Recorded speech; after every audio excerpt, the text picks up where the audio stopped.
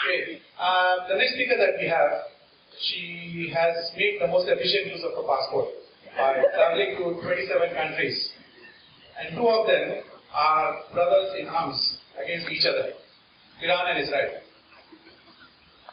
So to tell us more about how to travel for free and also to share her experiences with being placed on 11th on the 2016 Red Bull Championship, let's put hands together for Irina. Have any of you traveled for free before? Maybe your parents too.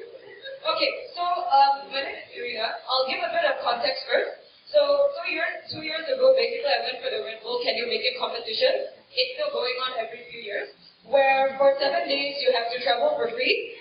You can only use Red Bull as a means of currency. Now, globally, Red Bull is probably about $2 to $10, but imagine skydiving for free, going on a train for free, you can go diving for free as well. Yeah. So, certain cool things that had happened. Now, essentially, what we had to do was to travel 7 days. So I started from Czech Republic, and then I went to France. You have to go for a minimum of about 6 to 7 countries if you want to be qualified to be one of the winners. Okay, now 3 main challenges when you want to travel for free. The first one would be transport. Now, how the hell do you get transport for free, right? So, okay, the first thing would basically be flights. So, how do you get free flights? Obviously, the best way is for you to be a brand advocate. And very cheesy as it sounds, this is the best way. So I represented Red Bull, that's why I got to travel for free. But if, for example, you guys want, start like writing blogs, because that really helps in getting you free flights as well, because airlines are always looking for people. Now, when you are already overseas, now how do you travel there, right? So besides the flight problem, okay, so you will often meet very charming and helpful people. So what happened in Switzerland was that I asked a conductor, can I go for this train ride for free? And he said no, because it goes directly to France. But the regional train that goes to another city in Switzerland, which can go to France after that, is free because nobody will check. So what is important is to actually be resourceful, right? And of course when you beg, you have to be charming too. So now, obviously we got chased out of trains pretty often as well. But one of the ways is to, ask for permission, and sometimes they actually ask for more recommendations. Okay, so the second main challenge would be accommodation. How do you stay for free? Now, obviously, in Europe, streets are relatively clean, so, you can just sleep on the street, right? It actually works, because on the first night we did sleep on the street. We found out the next day that we slept next to the garbage can, but it's okay. I think in the end it was cold, so it didn't smell. And sometimes convenience is not always that important. You should make full use of your resources and what you have. Okay. And then, obviously, another legal way that most people know is couch surfing. Now, for girls, sometimes it can be very scary because you don't know whom you will be meeting online, and then maybe he's a fucking creep.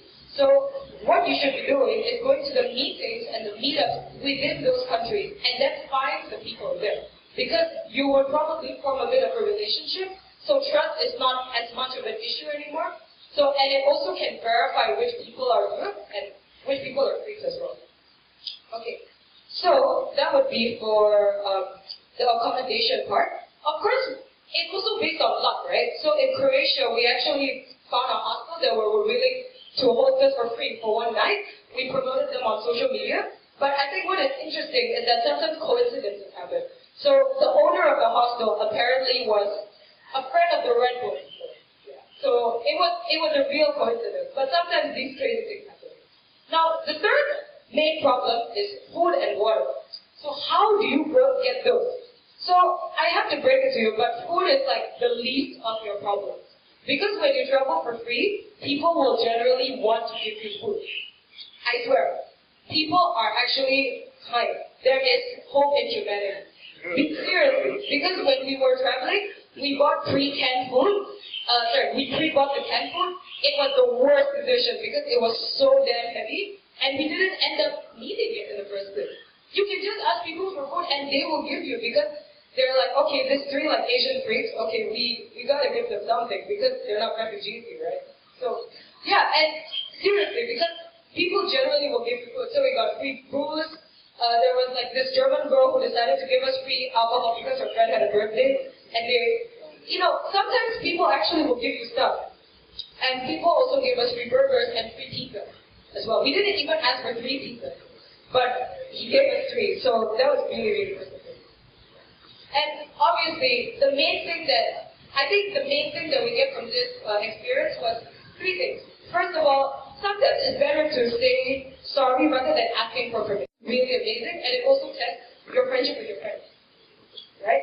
And the third one is, I'm actually going on the Trans-Siberian Railway, which is a train from China to Russia. So if anybody wants to join me, let me know. Yay!